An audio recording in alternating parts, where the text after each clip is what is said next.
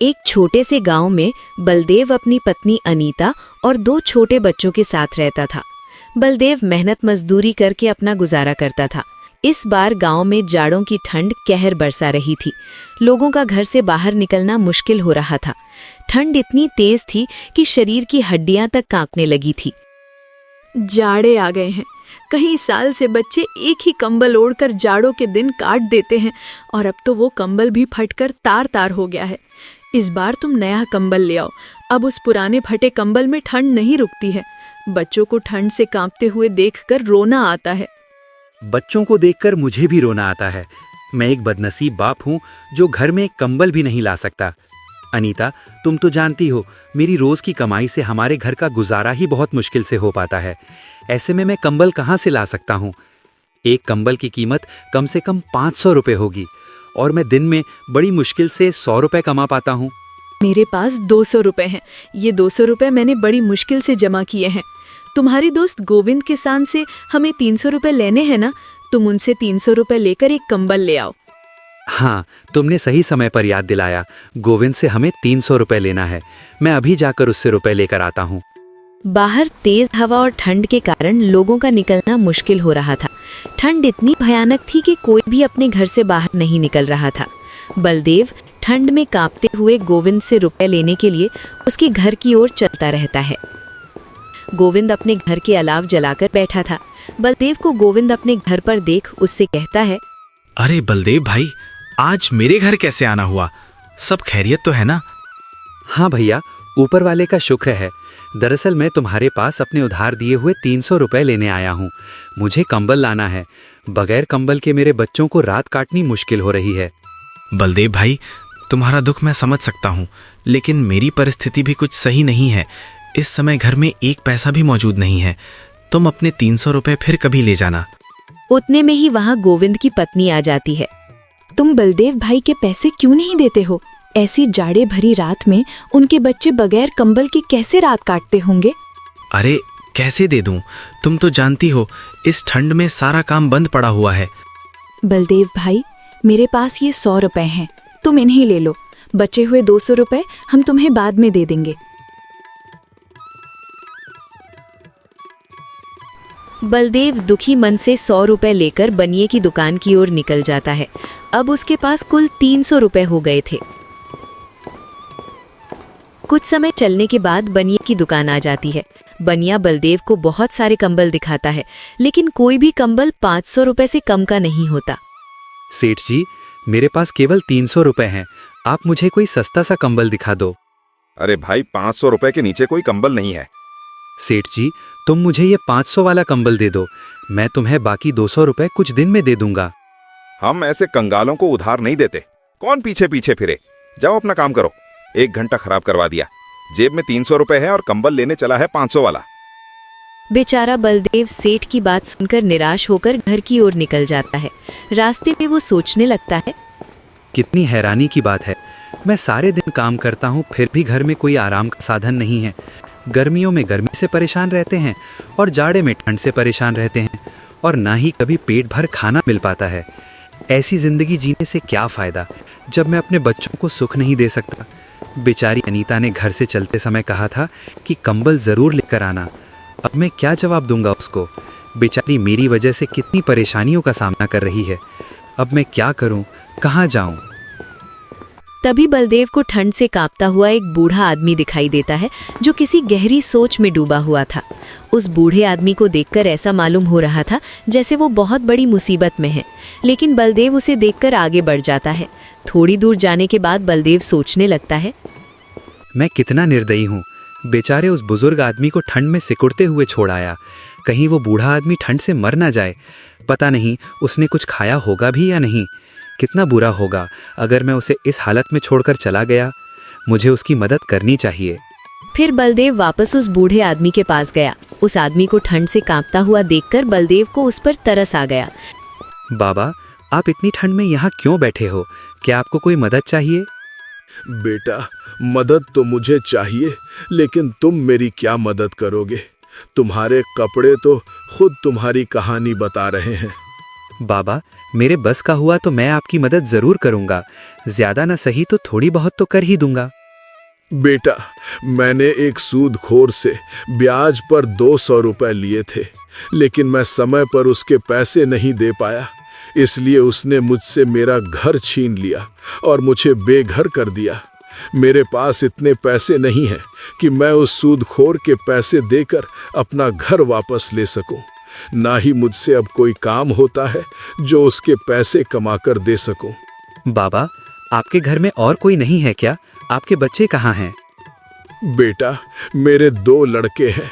मैंने उन्हें दिन रात मजदूरी करके पढ़ाया था। जब उनकी नौकरी लग गई तो वो मुझे छोड़कर शहर चले गए। वहां जाकर उन्होंने अपना घर बसा लिया और मुझे भूल गए। एक दिन आए थे दोनों भाई, मुझसे मिलने नहीं बल्कि मेरी जमीन बेचने। बड़ा बेटा कह रहा था कि पिताजी, मुझे शहर में बिजनेस शुरू करना है, इसलिए मुझे पैसों की बहुत ज़रूरत पड़ रही है। और छोटे बेटे को भी एक कंपनी खोलनी थी, इसलिए दोनों भाइयों ने मेरी सारी ज़मीन बेचकर आधे आधे पैसे लेकर शहर चले गए और फिर कभी वापस नहीं आए। ये कहते कहते वो बूढ़ा आदमी रोने लगा। बलदेव ने किसी तरह उन्हें चुप कराया। बाबा, मेरी पत्नी मेरा इंतजार कर रही होगी। मैंने आज उससे वादा किया था कि आज मैं कंबल लेकर आऊंगा, लेकिन मैं उसके लिए कंबल तो न ला सका। इसलिए अब तुम एक काम करो, ये पैसे तुम ले लो। इन पैसों की मुझसे सदा तुम्हें ज़रूरत है। हमारे पास कंबल न सही, घर तो है, तुम्हारे पास तो वो भी नहीं है। अगर तुम और ज़्यादा देर घर से बाहर रहे तो तुम्हारी हालत बिगड़ सकती है। इसलिए ये पैसे तुम उस सूदखोर को दे देना और उससे अपना घर वापस ले लेना। फिर वो आदमी बलदेव से 200 रुपए ले लेता है। बेटा, तुम सच में बहुत नेक और अच्छे इंसान हो। आज जब तुम खुद अपनी परेशानियों में डूबे हुए थे, तब भी तुमने बिना किसी स्वार्थ के मेरी मदद की। ये वो गुण है जो किसी सच्चे इंसान में होता है। ईश्वर तुम्हें हमेशा खुश रखे। तुम्हें इसका कोई अच्छा फल जरूर मिलेगा। मैं दुआ करता हूँ कि तुम्हारी जिंदगी में कभी कोई कमी ना आए और तुम्हें हर खुशी मिले। ईश्वर हर पिता को ऐसी नेक और समझदार औलाद दे जो किसी के काम आ सके। तुम जैसी औलाद किसी भी बाप के लिए बड़े ही गर्व की बात होती है। वो बुजुर्ग आदमी बलदेव को बहुत दुआ देता है और फिर वहां से चला जाता है। बलदेव को उस बुजुर्ग आदमी की मदद करके आज बहुत खुशी मिल रही थी, लेकिन दूसरी ओर उसे दुख भी था क्योंकि वो अपने बच्चों के लिए कंबल नहीं ला सका। लेकिन उसे इस बात की तसल्ली भी थी कि उसने खुद की गरीबी के बावजूद एक नेकी का काम किया है। ये सोचते सोचते बलदेव अपने घर पहुंच जाता है। जैसे ही उसकी पत्नी बलदेव को देखती है तो वो उससे कहती है, मैं कब से तुम्हारा इंतजार कर रही थी। तुम्हारी राह देखते देखते मेरी आंखें थक गईं। दिल में अजीब अजीब ख्यालात आ रहे थे कि कहीं कोई अनहोनी न हो गई हो। अनीता, तुम भी जरा जरा सी बातों की चिंता करने लगती हो। अरे, जब आदमी घर से बाहर होता है तो समय लग ही जाता है। मैं गोविंद के पास गया था पैसे लेने, लेकिन उसने पैसे देने से इनकार कर दिया। पर उसकी पत्नी ने हमारी मजबूरी देखकर 100 रुपए दे दिए थे। बस 100 रुपए ही दिए हैं? तुम पूरे 300 रुपए लेकर क्यों नहीं आए? जब उधार लेने आया था तब तो बड़ा भला बन रहा था वो, और जब पैसे लौटाने का वक्त आया तो आनाकानी कर रहा है। तुम 10 बार उसके घर पैसे लेने चले गए, तब जाकर उसने तुम्हें 100 रुपए दिए हैं। अब न जाने 200 कब देगा। और कंबल का क्या हुआ? अनीता, मैं कंबल लेने गया था, लेकिन कोई भी कंबल 500 रुपए से कम का नहीं था। मैंने बनिए से 200 रुपए उधार करने के लिए भी कहा, लेकिन उसने उधार देने से साफ इनकार कर दिया। आज के जमाने में कोई किसी को बिना कुछ फायदे के कोई चीज नहीं देता। अगर तुम उससे ब्याज पर 200 रुपए की उधारी करते तो वो तुरंत दे देता। लेकिन तुमने सही किया जो कंबल नहीं लाए। 200 रुपए की तो बात है, 10-5 दिन में इकट्ठे हो जाएंगे। लाओ 300 रुपए, मैं उन्हें संभाल कर रख देती हूँ। जब कंबल लाओगी तो दे दूंगी। उन 300 रुपए में से 200 रुपए मैंने एक बुजुर्ग आदमी को दे दिए। उसे पैसों की बहुत ज़रूरत थी। वो ठंड से कांप रहा था। अगर मैं उसकी मदद नहीं करता तो शायद वो जिंदा ना रह पाता। फिर बलदेव ने विस्तार से सारी बात अनीता को बताई। बलदेव की बात सुनकर अनीता बोली, तुमने बहुत अच्छा किया, 200 रुपए उस बुजुर्ग आदमी को दे आए। लेकिन तुम्हें पता होना चाहिए कि जो दिया घर की रोशनी के लिए होता है, उसे मंदिर में ले जाकर नहीं जलाया जाता। अब इस जाड़े भरी रात में हम अपने बच्चों को क्या उड़ाएंगे? भला इस गांव में कौन ऐसा आदमी है जो तुम्हारी 1 रुपए की भी मदद कर दे? तुम बिल्कुल सही कहती हो अनीता, मैं तुम्हारी बात से पूरी तरह से सहमत हूँ। लेकिन वो बेचारा बुजुर्ग आदमी हमसे ज़्यादा मुसीबत का मारा था। तुम चिंता न करो, ईश्वर ने चाहा तो हमारे कंबल का भी कहीं न कहीं से इंतज़ाम हो ही जाएगा। चलो तुम मेरे लिए खाना लगा दो, बहुत ज़ोरों की भूख लगी है। आज तो घर का आटा भी खत्म हो गया है। 3 रोटी का आटा बचा हुआ था, 2 रोटी बच्चों ने खा ली और 1 रोटी मैंने आपके लिए रख दी। और तुमने क्या खाया, या तुम भूखी ही हो? मैंने भी बच्चों के साथ 1-2 निवाले खा लिए थे। फिर अनीता बलदेव के लिए जैसे ही खाना लगाने लगती है, उतने में ही कोई घर का दरवाजा खटखटाता है। अनीता घर के बाहर जाकर देखती है तो एक बूढ़ी औरत खड़ी थी। वो अनीता से कहती है, बेटी, मुझ पर दया करो। मैंने कल से कुछ नहीं खाया है, इसलिए मेरी हालत बहुत ख़राब हो गई है और मेरे पास खाने के लिए कुछ भी नहीं है। कृपया मुझे कुछ खाने को दे दो, ईश्वर तुम्हारा भला करेगा। बहुत लोगों के घर के दरवाजे खटखटाए, लेकिन किसी ने भी ठंड की वजह से दरवाज़ा नहीं खोला। माँ जी, इस वक्त तो हमारे घर में कुछ भी नहीं है जिसे मैं तुम्हें खाने को दे सकूं, और ना ही राशन है जो मैं तुम्हें बनाकर कुछ दे दूं। अनीता की बात सुनकर बुजुर्ग महिला की उम्मीद टूट जाती है। उतने में ही बलदेव आ जाता है। वो बुजुर्ग महिला से कहता है, माताजी, आप अंदर आ जाइए। ज़्यादा देर घर के बाहर रहना सही नहीं है, ठंड बहुत ज़्यादा पड़ रही है, आप बीमार हो सकती हैं। बलदेव उस बुजुर्ग औरत को घर के अंदर ले आता है और फिर अनीता से कहता है, अनीता, मेरे लिए तुमने जो 1 रोटी बचाकर रखी थी, वो रोटी माताजी को दे दो। लेकिन स्वामी, आप क्या खाओगे? आपने भी तो सुबह से कुछ नहीं खाया है। अनीता, उस रोटी की ज़रूरत मुझसे ज़्यादा माताजी को है, क्योंकि ये मुझसे ज़्यादा भूखी हैं, इसलिए ये रोटी माताजी को दे दो। फिर अनीता ने वो रोटी बुजुर्ग औरत को दे दी। बूढ़ी औरत बहुत भूखी थी, इसलिए उसने वो रोटी तुरंत खा ली। आप लोगों ने इस बुरे वक्त में मेरी सहायता की है, मैं तुम्हारा ये एहसान जीवन भर नहीं भूलूंगी। वो बूढ़ी औरत बलदेव और अनीता को दुआएं देती हुई चली जाती है। अगली सुबह अनीता बलदेव से बोली, तुमने भी रात को कुछ नहीं खाया और बच्चे भी थोड़ा बहुत खाकर ही सो गए थे। तुम एक काम करो, तुम्हारे पास जो बचे हुए 100 रुपए हैं, उससे घर का राशन ले आओ। पत्नी के कहने पर बलदेव घर का राशन लेने के लिए बाजार की ओर रवाना हो जाता है। वो घर से कुछ दूर चला ही था कि रास्ते में उसे एक बूढ़े आदमी के रोने की आवाज आती है। वो बूढ़ा आदमी अपने बेटे से कह रहा था, बेटा, तू मेरी क्यों नहीं सुनता? मैं कितने दिन से कह रहा हूं कि मेरी बीमारी बढ़ती ही जा रही है। तू मुझे किसी डॉक्टर के पास ले चल। मैं आपके इलाज के लिए पैसे कहाँ से लेकर आऊं? आप तो जानते ही हो, मेरे पास एक भी पैसा नहीं है। फिर भी आप बार बार कहकर मुझे शर्मिंदा क्यों करते हो? फिर बलदेव उस बूढ़े आदमी के पास जाकर उसके रोने की वजह पूछता है तो बूढ़ा आदमी उससे कहता है, मैंने अपने इस बेटे को पालने के लिए दिन रात एक कर दी। बड़ी मेहनत मशक्कत से मैंने इसे पाला है। जब ये 1 साल का था, तभी इसकी माँ ईश्वर को प्यारी हो गई थी। मैं चाहता तो दूसरा विवाह कर लेता, लेकिन मैंने इसकी वजह से नहीं किया कि कहीं दूसरी पत्नी इसे परेशान न करे और इसकी जिंदगी खराब न हो जाए। और आज जब मैं बूढ़ा हो चुका हूँ, तो ये मुझे किसी डॉक्टर के पास नहीं लेकर जाता, जिससे मैं अपनी बीमारी का इलाज करवा सकूं। मैं इस बात से सहमत हूं कि इन्होंने बड़ी ही तकलीफों से मुझे पाला है और पाल पोस कर जवान किया है, लेकिन मैं मजबूर हूं। मेरे पास इतने पैसे नहीं हैं कि मैं इनको किसी डॉक्टर के पास ले जा सकूं। बलदेव दोनों बाप बेटे की बात सुनकर परेशान हो गया और फिर उसने अपने 100 रुपए, जिससे वो घर का राशन लेने जा रहा था, बूढ़े आदमी के बेटे को दे देता है। इन 100 रुपए की मुझे भी बहुत आवश्यकता है, क्योंकि मेरे बच्चे बहुत भूखे हैं और इन 100 रुपए से मैं घर का राशन लेने जा रहा था, जिससे मैं अपने परिवार का पेट भर सकूं। लेकिन अगर तुम्हारे पिताजी को समय पर इलाज नहीं मिला तो उनकी ज़िंदगी को खतरा है। तुम अपने पिताजी को किसी अच्छे डॉक्टर को दिखाकर इलाज करवा लो। उस नौजवान को बलदेव के इस नेक काम पर विश्वास ही नहीं हो रहा था कि उसने अपनी खुद की मजबूरी होते हुए भी हमारी मदद की है। उसने चाहा कि वो बलदेव के कदमों में गिर पड़े, लेकिन बलदेव ने उसे ऐसा करने से रोक दिया और कहने लगा, मेरे भाई, अपने पिताजी का इलाज सही से करवाओ और अब हमेशा इनका ख्याल रखना। इसके बाद वो दोनों बाप बेटे बलदेव को दुआ देते हुए चले जाते हैं।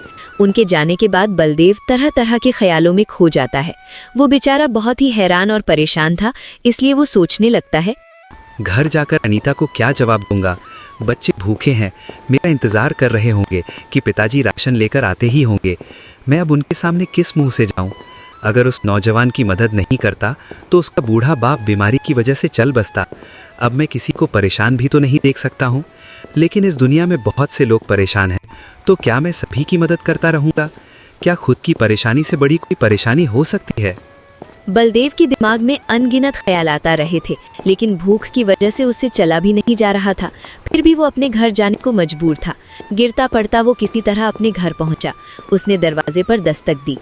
क्या हुआ जी, तुम तो घर का राशन लेने गए थे, फिर खाली हाथ वापस क्यों लौट आए? अनीता, एक आदमी को इलाज की सख्त ज़रूरत थी, लेकिन उसके पास पैसे नहीं थे जिससे वो अपना इलाज करवा सके।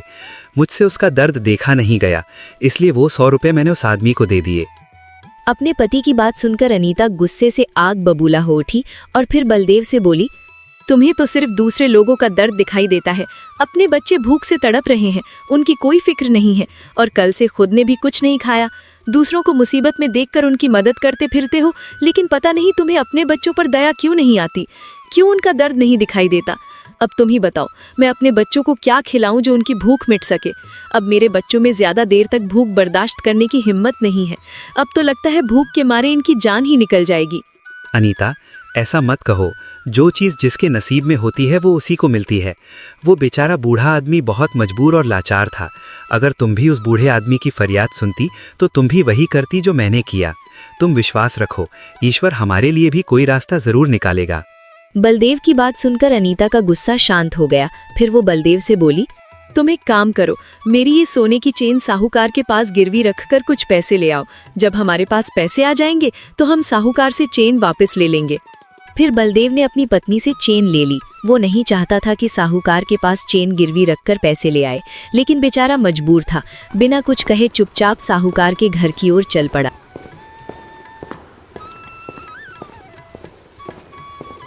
बलदेव को अपने घर देखकर साहूकार बोला, अरे बलदेव, बताओ कैसे आना हुआ तुम्हारा यहाँ? साहूकार जी, मुझे कुछ पैसों की ज़रूरत है। थोड़े दिनों में मैं आपके पैसे लौटा दूंगा।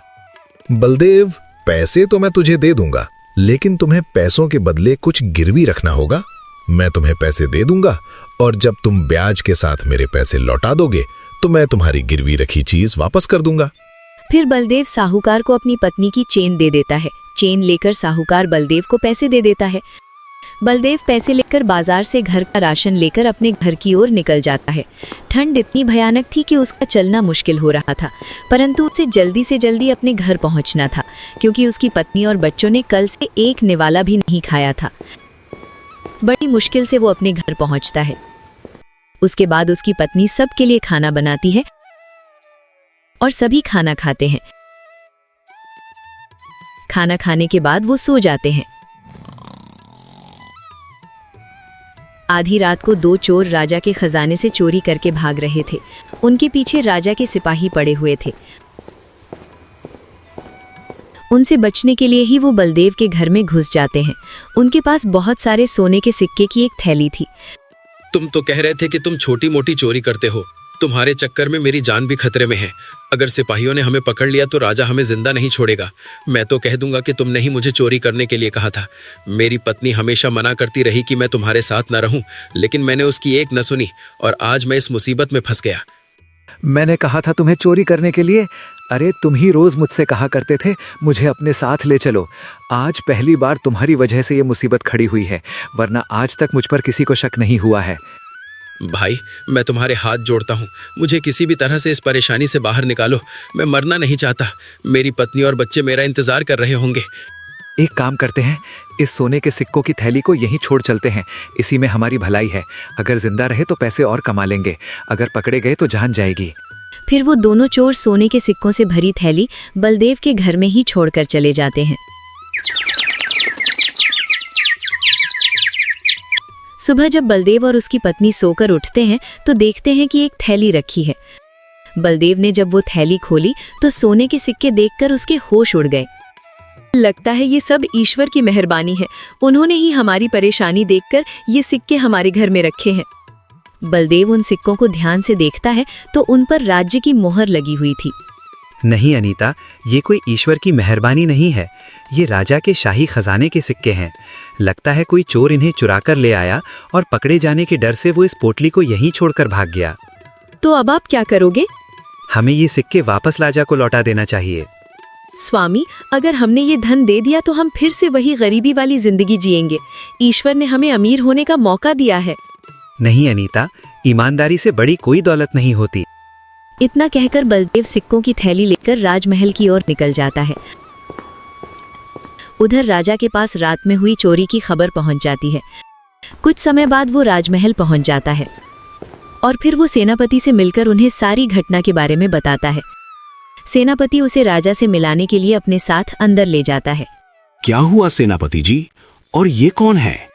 महाराज, ये इस पोटली में सोने के सिक्के लाया है जिसमें अपने शाही खजाने की मोहर लगी हुई है, और ये कह रहा है कि ये सुबह इसे अपने घर के कमरे में मिले।